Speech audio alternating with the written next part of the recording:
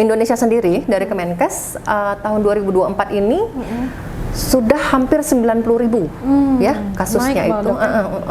Rabies Center itu dicanangkan Siti Fatimah, ternyata Sobat Sifa merupakan salah satu untuk Rabies Center. Ya, SDM yang terlatih. Ya, insya Allah kita dokter, perawat semua sudah paham lah ya. Rabies itu apa, penanganannya seperti apa.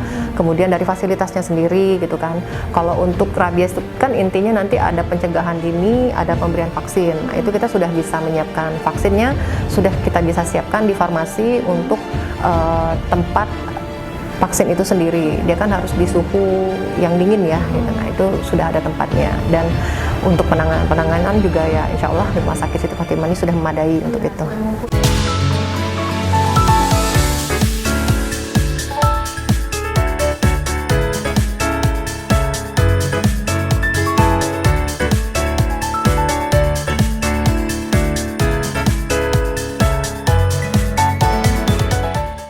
Assalamualaikum warahmatullahi wabarakatuh. Halo Sobat Sifa dimanapun berada. Senang sekali hari ini saya Dea Rizky Amalia dapat membersamai Sobat Sifa dalam program Health Dental Tour.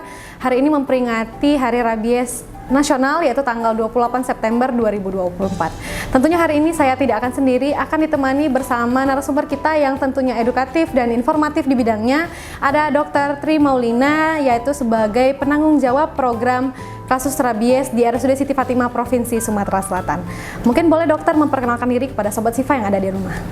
Salam kenal Sobat Sifa, perkenalkan saya Dr. Tri Maulina.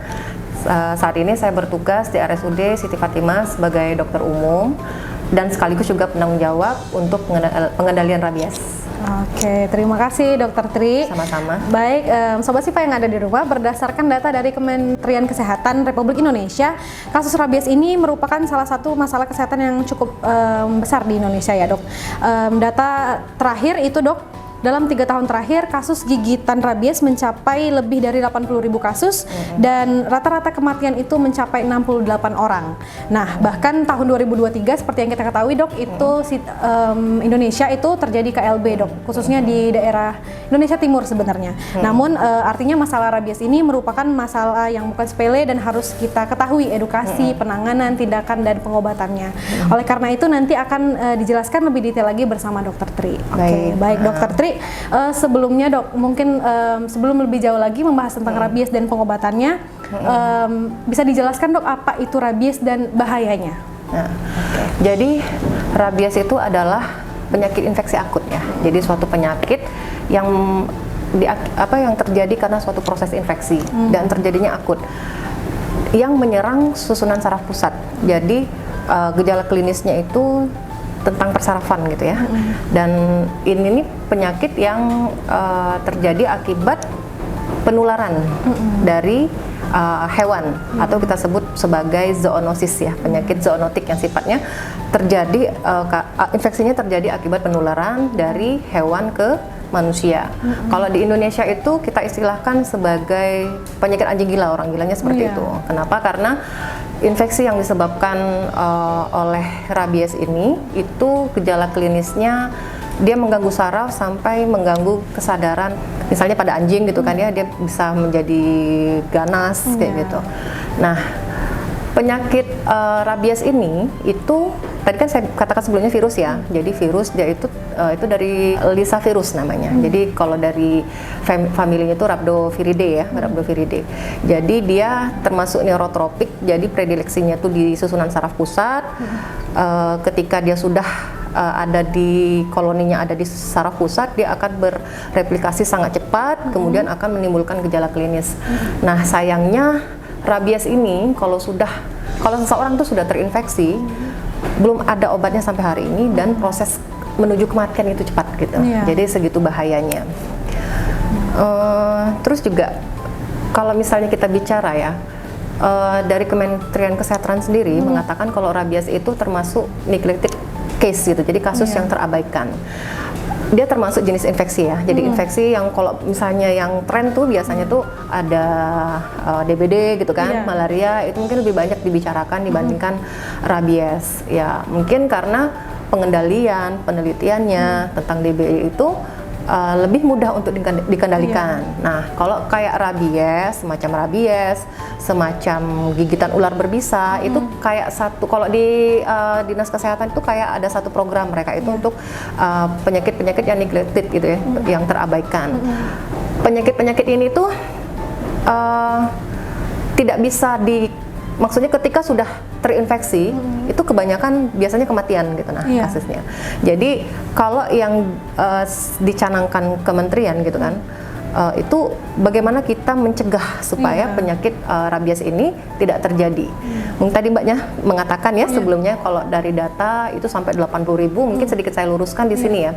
Jadi kalau dari WHO sendiri ya dari epidemiologinya itu dikatakan setiap tahunnya tuh ada 59.000 kasus orang terkena bukan terkena sih, berpotensi untuk terkena rabies. Untuk Indonesia sendiri dari Kemenkes tahun 2024 ini sudah hampir 90.000 ya kasusnya itu. Jadi yang terlaporkan kemudian juga mendapatkan vaksin ya, penanganan dari 88.000 yang hampir 90.000 kasus itu, yang meninggal itu ada 102 orang gitu kan. Jadi itu kan namanya kematian dia sesuatu yang serius sebenarnya kan, artinya ini adalah ya bisa mengancam nyawa gitu kan, bahaya gitu ya itu. Jadi seberapa bahayanya ya cukup berbahaya gitu. Nah, untuk data di Sumsel sendiri itu kemarin saya ketemu pemegang program Pak Hotmar di Dinas Kesehatan Provinsi, dikatakan di 2024 ini kasusnya ada sudah sampai yang terlaporkan ya untuk yang terpapar rabies itu kita sebutnya apa ya kemarin itu hewan potensi untuk rabies itu ada sekitar hampir 3.000 kasus gitu. Dari 3.000 kasus itu ada 4 kematian yang sudah terjadi selama 2024. Kalau nggak salah kemarin itu di Lahat, di Muara Enim, di Empat Lawang kalau nggak salah gitu. Dan terutama mengenai mereka-mereka yang di usia produktif, yang usia-usia yang dan memang orang-orang yang mungkin sering berhubungan ya dengan hewan-hewan yang bisa menyebabkan rabies tadi. Jadi dia virus mematikan gitu kan, dibilang berapa bahaya ya sangat berbahaya gitu. Jadi harus menjadi konsen kita bersama gitu kan, saking berbahayanya dan terjadi di seluruh dunia, hampir 150 negara itu ya ada kasus rabies ini, maka dicanangkanlah hari rabies sedunia supaya kita itu sadar dengan bahayanya rabies dan bisa bersama-sama untuk aware dan sadar supaya rabies ini tidak berkembang gitu, apalagi menyebabkan kematian ya gitu. Oke, mungkin itu tadi definisi kemudian bahayanya Dok ya. Saking bahayanya juga ada program nasionalnya untuk pencegahan itu sendiri ya? Ya, jadi karena sudah dalam kurun waktu mungkin beberapa 5 tahun ke belakang ya sudah banyak terjadi KLB kasus rabies, jadi itu cukup menjadi perhatian pemerintah kita untuk membuat program pencegahan rabies. Sudah ada buku petunjuk teknis untuk petugas itu dari Kemenkes kalau nggak salah tahun 2019. Nah, salah satu upaya pemerintah untuk mencegah rabies ini mereka meminta beberapa tempat, mungkin rumah sakit atau puskesmas untuk membuat rabies center. Tapi rabies center itu lebih kepada upaya pencegahan. Jadi menyiapkan vaksin dan serum ya terhadap pasien yang terpapar gigitan hewan yang berpotensi untuk rabies tadi gitu kan. Dan juga mungkin kalau untuk rumah sakit ya tetap mengupayakan gitu kan, kalau semisal nanti ketemu kasus pasien dengan rabies ya bagaimana penanganannya bisa semaksimalnya, walaupun kita tahu untuk saat ini ya kasus rabies itu cukup sulit untuk diobatin ya, karena resiko kematiannya tinggi gitu dalam waktu, kalau sudah bergejala klinis ya dalam waktu 5-7 hari, rata-rata 5 hari sudah meninggal pasiennya. Nah, untuk tadi dokter udah bahas rabies center, untuk Sumatera Selatan itu udah ada dong rabies center? Ya, jadi program dari Dinas Provinsi ini setahu saya kemarin sudah mungkin beberapa bulan lalu sudah membicarakan ke bagian manajemen kita ya. Jadi rabies center itu ya senternya itu menyiapkan segala keperluan untuk pencegahan gitu kan. Bisa itu puskesmas, bisa itu rumah sakit, dan Rumah Sakit Siti Fatimah salah satu yang terpilih untuk Rabies Center. Itu juga mungkin sebabnya untuk tahun 2024 ini penanganan kasus potensi rabies ya, pasien-pasien yang datang ke UGD terus mendapatkan vaksin tuh jumlahnya meningkat lebih banyak dibandingkan tahun sebelumnya di tahun 2023 gitu. Kalau untuk tahun 2024 ini ada sekitar 384 kasus ya. Kalau di tahun 2023 itu sejumlah 145 kasus cuman gitu nah. Jadi di Siti Fatimah itu sendiri 384 kasus sepanjang 2024 sampai sekarang. Belum ada yang itu belum ada kasus yang meninggal. Ya, alhamdulillah jangan ya, belum ada insya Allah. Itu kasus yang tercatat di Siti Fatimah. Iya. Nah, untuk Rabies Center itu dicanangkan Siti Fatimah ternyata Sobat Sipa merupakan salah satu untuk Rabies Center. Ya. Apa sekarang udah dok? Sudah kayaknya. Sudah. Karena menilai Rabies Center itu kan kriterianya punya SDM yang terlatih, ya insya Allah kita dokter, perawat semua sudah paham lah ya, rabies itu apa, penanganannya seperti apa, kemudian dari fasilitasnya sendiri gitu kan. Kalau untuk rabies itu kan intinya nanti ada pencegahan dini, ada pemberian vaksin. Nah, itu kita sudah bisa menyiapkan vaksinnya, sudah kita bisa siapkan di farmasi untuk tempat vaksin itu sendiri. Dia kan harus di suhu yang dingin ya, gitu. Nah itu sudah ada tempatnya. Dan untuk penanganan juga ya insya Allah di Rumah Sakit Siti Fatimah ini sudah memadai untuk itu. Mumpuni untuk Rabies Center itu sendiri. Nah untuk ini pertanyaan awam mungkin dok ya, hewan apa aja nih yang bisa menginfeksi rabies? Rabies ya. Jadi sebenarnya yang terbanyak itu anjing ya. Jadi makanya kan rabies itu katakan kalau orang Indonesia bilangnya penyakit anjing gila gitu ya, karena manifestnya tadi ke susunan saraf pusat. Jadi dia akan gejala klinisnya itu kan kayak anjingnya itu menjadi gelisah, menjadi beringas, agresif, menyerang kayak gitu ya. Itu jadi yang terbanyak anjing memang. Jadi kalau di dunia itu sekitar 99% bahkan. Kalau di Indonesia variasinya masih sekitar 95 sampai 98% gitu. Tapi sebenarnya secara generalnya ya, rabies itu ditularkan oleh hewan mamalia. Jadi hewan mamalia. Nah, ada yang membaginya itu menjadi hewan peliharaan, ada yang membagi kemudian juga hewan liar. Jadi kalau hewan peliharaan terbanyak anjing, kemudian diikuti dengan kucing dan monyet ya. Kalau yang hewan liar bisa rubah, bisa juga anjing liar atau monyet liar bisa juga kayak gitu.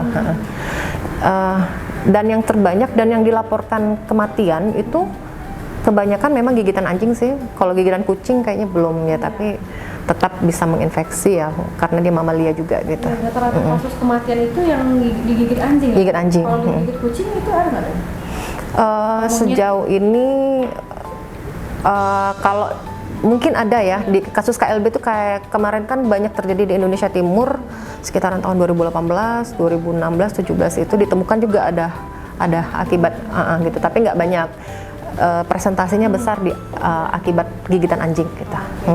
Bagaimana cara penularannya? Oh iya. Dari anjing ke manusia. Ya, jadi tadi kan dikatakan sebelumnya ya. Jadi rabies itu adalah penyakit menular akibat virus yang sifatnya zoonotik. Jadi ditularkan dari hewan ke manusia gitu. Jadi bukan sekedar gigitan ya. Dicakar pun bisa gitu. Nah, jadi resiko dicakar karena apa? Kan kebanyakan kalau hewan dia pasti kayak misalnya kucing kan kebiasa jilat-jilat gitu kan ya, terus ya hewan juga biasanya jilat-jilat kukunya gitu. Jadi kalau misalnya air liurnya itu? Ya, air liurnya nempel di kuku gitu kan, terus cakar, nah itu bisa berpotensi untuk menimbulkan rabies. Kemudian kalau dia menjilat pun, misalnya kita ada luka terbuka atau di mukosa itu bibir, lidah, itu kan mukosa ya. Mukosa itu kalau dalam struktur kulit atau struktur selnya itu dia bisa menyerap cairan gitu ya, liur. Jadi dia gampang masuk ke badan kita gitu. Jadi walaupun dia hanya sekedar menjilat, itu sudah ada potensi untuk tertular juga rabiesnya gitu. Bisa terpapar kalau ada luka terbuka. Luka terbuka dijilat ada resiko. Jadi kalau misalnya ada pasien, saya nggak digigit sih, cuman dijilat, tapi ini ada luka. Nah itu kita harus tetap tanganin pasiennya itu gitu kan. Nah untuk ciri-cirinya dok yang rabies pada manusia itu apa? Oh ya, jadi sebelum ciri-ciri kepada manusia tadi ya, kita harus pahamin dulu gitu proses penyakit dari rabies ini sendiri ya.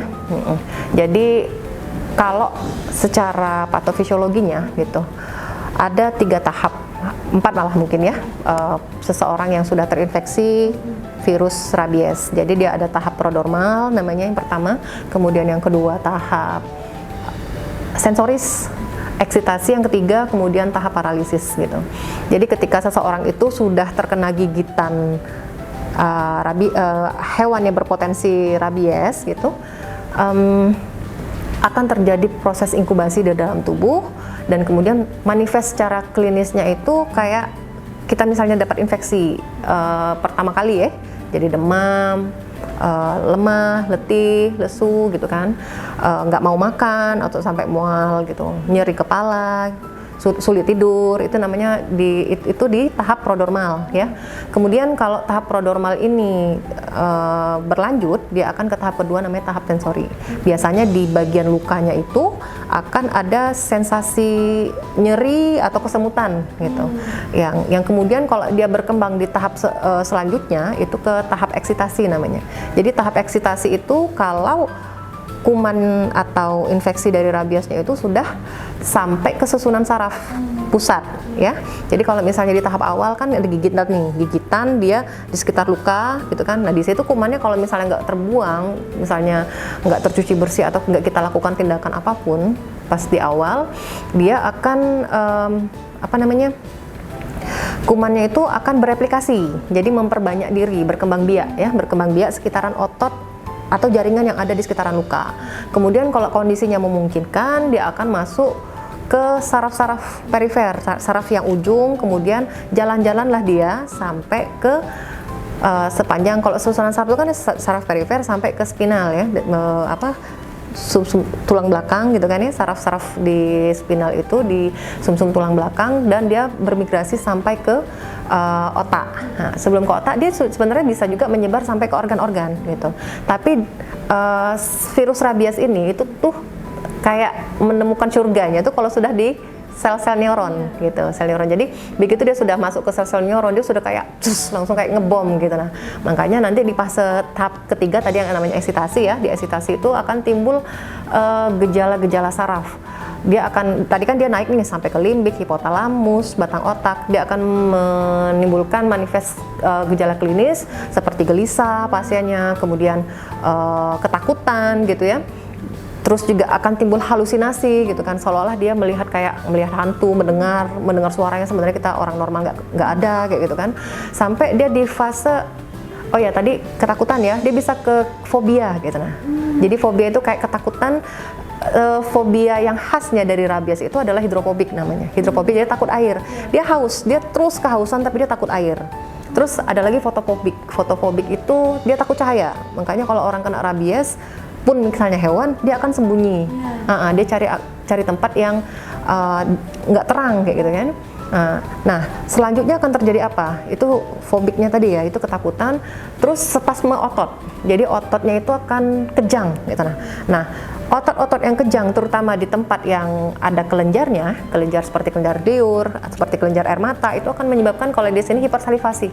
Jadi kayak banyak gitu ya, liurnya banyak gitu, kemudian air matanya banyak kayak gitu. Nah, pada spasme otot ini kan kalau kejang, kalau terus-terusan kejang kan lama-lama lelah. Nah, makanya kalau di tahap eksitasi, kalau pasien yang sudah kena rabies di tahap ini, dia bisa meninggal dalam waktu 5-7 hari. Rata-rata 5 hari sudah meninggal. Nah, ada tipe yang lain dari rabies di tahap keempat, tahap paralisis ya. Jadi ada jenis rabies yang tidak kayak yang gelisah, ngamuk tadi ya, nggak agresif gitu kan. Itu tahap ketiga namanya tahap paralisis. Jadi dia lebih menyebabkan kelumpuhan gitu. Kayaknya yang lebih diserangnya itu motoriknya ya. Jadi motorik, kelumpuhan, nanti orangnya perlahan-lahan awalnya lemah ya, ototnya awalnya lemah, lama-lama kemudian dia akan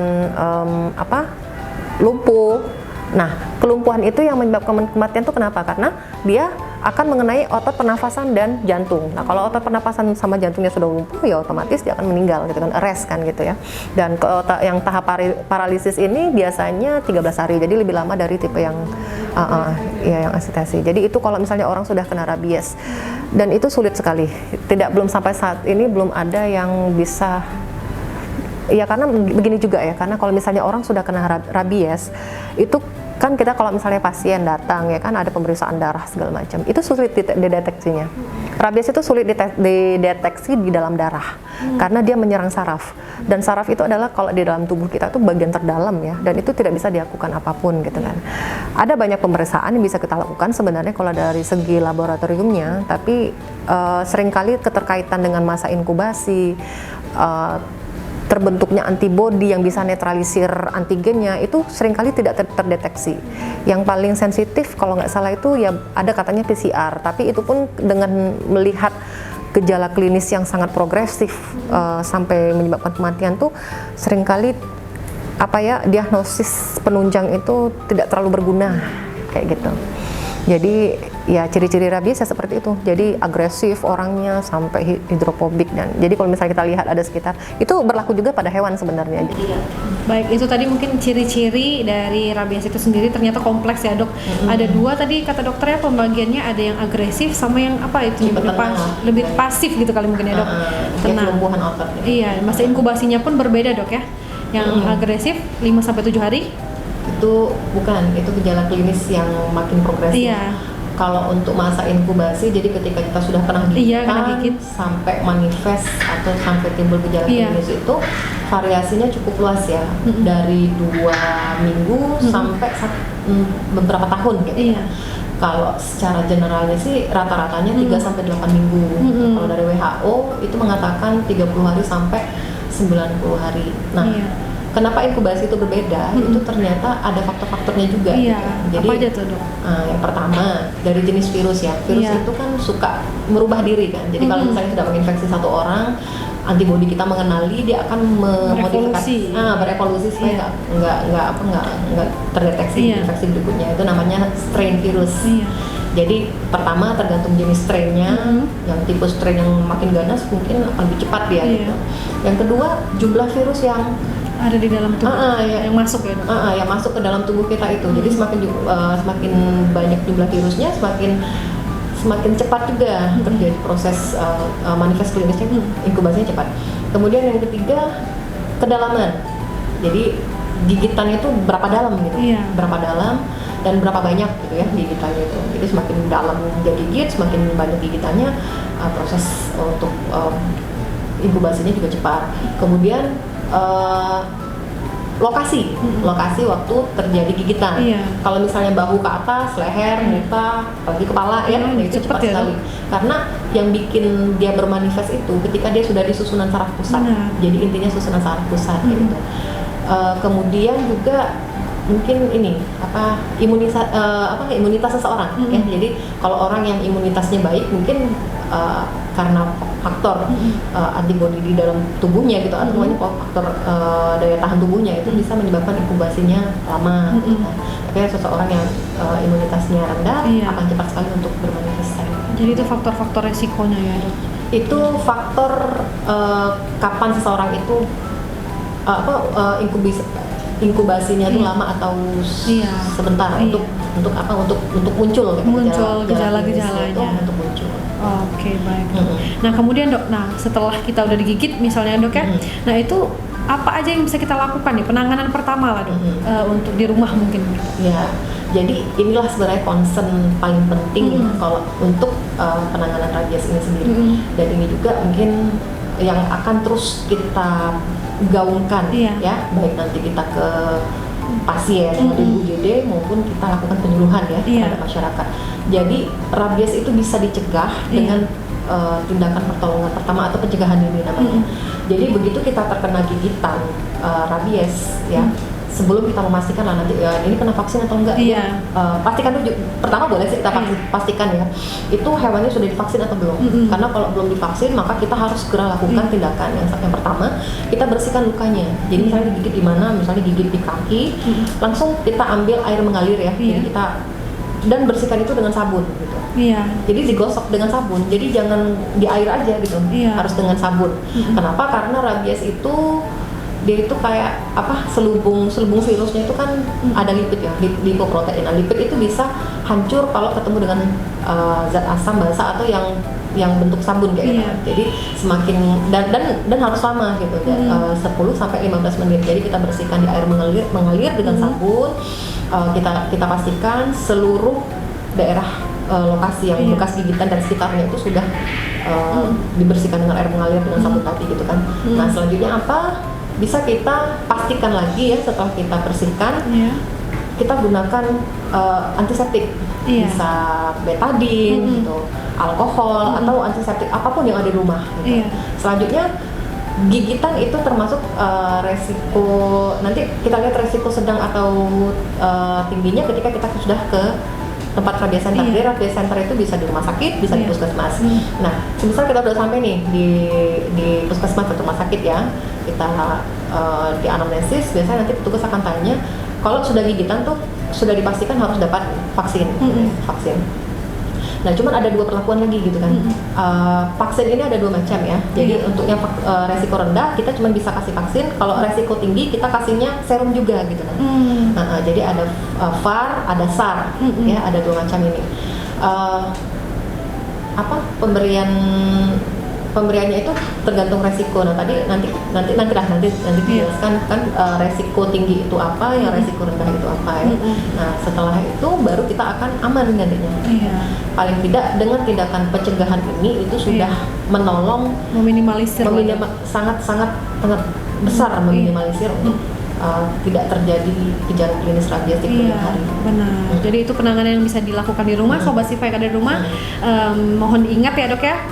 Jadi ketika kita tercakar atau tergigit, itu yang pertama harus dilakukan mencuci bagian luka dengan air mengalir dengan sabun 10 sampai 15 menit. Kemudian bisa diolesin dengan alkohol, antiseptik ya.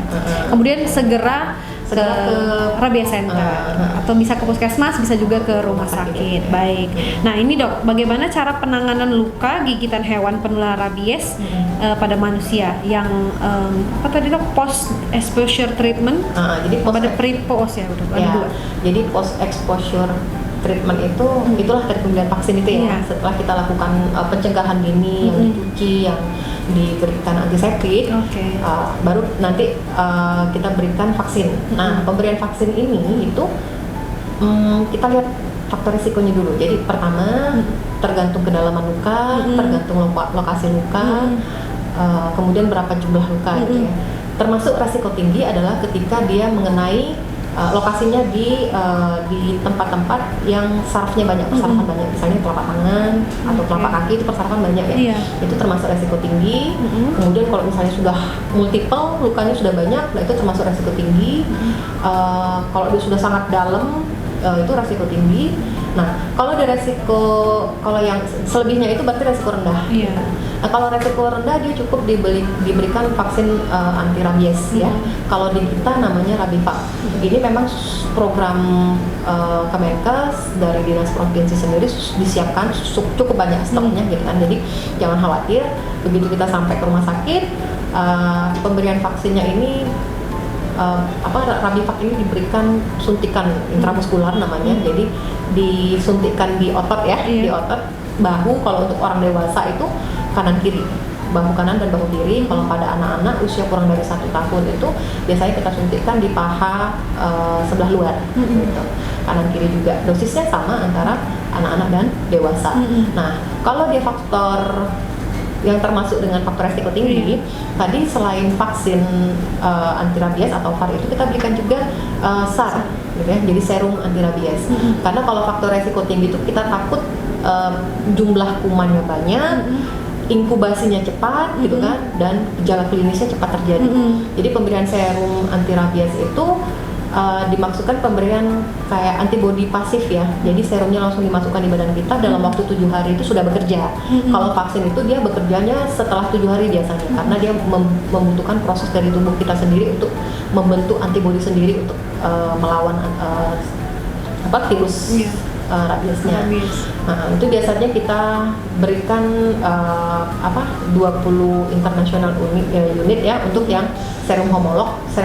Serum homolog itu serum yang berasal dari manusia ya, per kilogram berat badan gitu.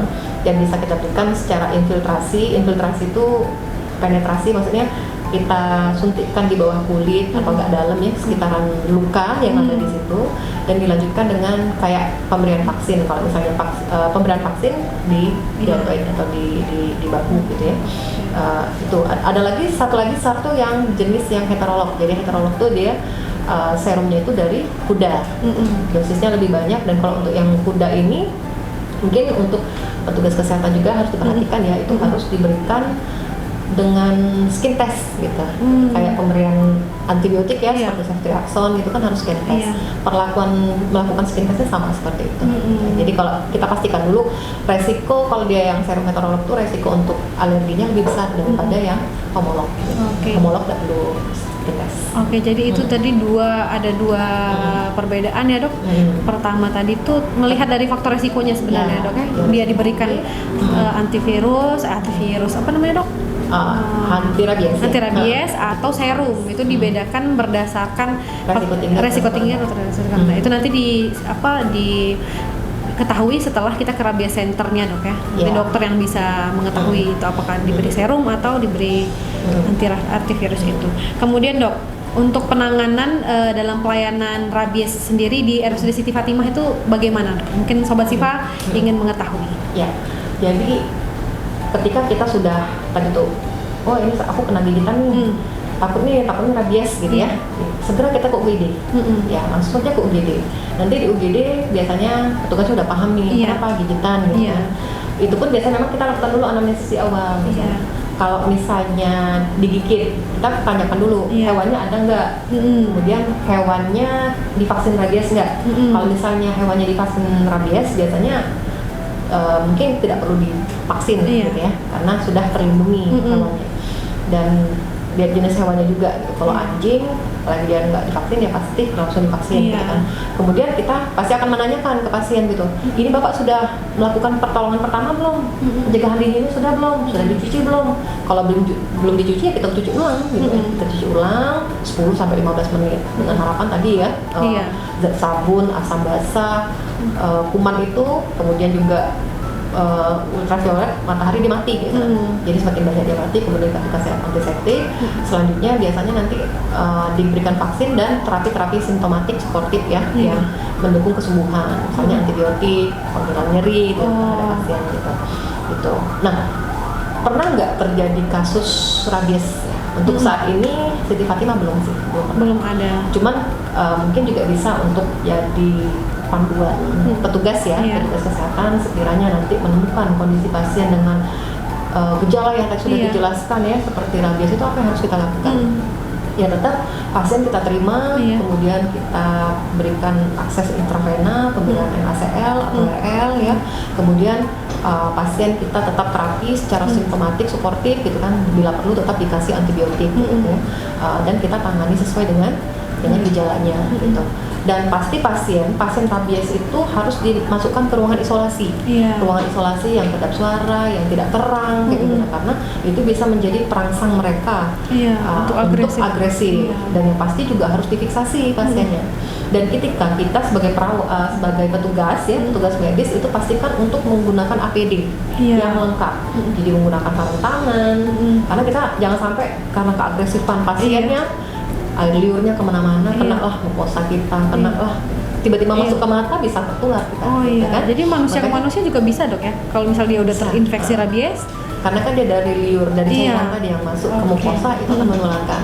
Jadi pakai Google juga, pakai kacamata gitu kan, sebisa mungkin APD lengkap gitu menangani pasien-pasien rabies.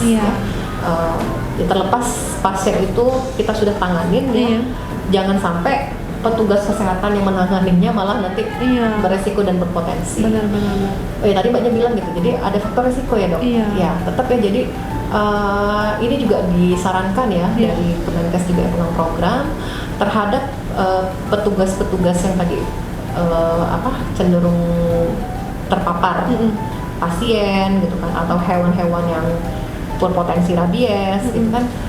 Kalau sudah digigit ada post exposure prophylaxis, ya, ada pencegahan post exposure, maka ada juga program pre-exposure gitu kan, jadi prophylaxis. Jadi kalau kita misalnya potensi untuk kena rabies nih, karena kita menangani pasien rabies, terpapar rabies, atau kita dekat dengan hewan liar, itu sebaiknya juga sudah protek awal dengan vaksin anti rabies juga gitu. Cuman bedanya kalau post exposure dia pada pemberian vaksin pertama kali itu 2 kali kanan kiri 2 dosis gitu ya. Tapi kalau untuk yang pre exposure dia cukup 1 kali, satu, tapi tetap 3 seri dalam satu siklus ya. Jadi hari ke-0 1 dosis, hari ke-7 1 dosis, dan hari ke-21 1 dosis gitu. Itu untuk perlindungan tugasnya. Jadi itu tadi untuk mengurangi faktor resiko itu sendiri dok ya. Berarti pencegahan itu menggunakan antivirus yang sama berarti? Ya, VAR yang sama. Iya, cuman dosisnya aja yang berbeda ya. Oke, baik. Oke dok, nah itu tadi penanganan pada manusianya dok. Nah kalau cara penanganan ke hewannya yang sudah menggigit, yang udah itu gimana dok? Terhadap hewan mungkin bukan penanganan gitu ya. Kita kalau terhadap hewan itu ya karantina, cuma itu terhadap mereka tuh, karena kalau sudah kena rabies sulit, tidak ada obatnya. Tapi jadi intinya seperti ini, ketika kita pertama kali tergigit, itu yang harus kita lakukan hewannya dikarantina gitu. Kenapa? Karena itu akan mempengaruhi perlakuan kita dalam mendapatkan penanganan gitu.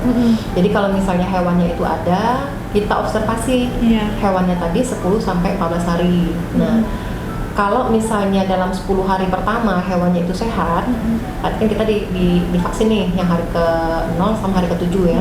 Nah, untuk hari ke-14 ya nggak usah divaksin lagi gitu. Tapi kalau misalnya hewannya lari, nggak tahu di mana gitu kan, dan kita nggak kenal hewannya apa, berarti kita perlu vaksinnya tuh ya secara serial tadi yang 3 kali, tiga di hari ke-0, hari ke-7, dan hari ke-21. Nah, gejala-gejala yang timbul di hewan itu ya sama gitu.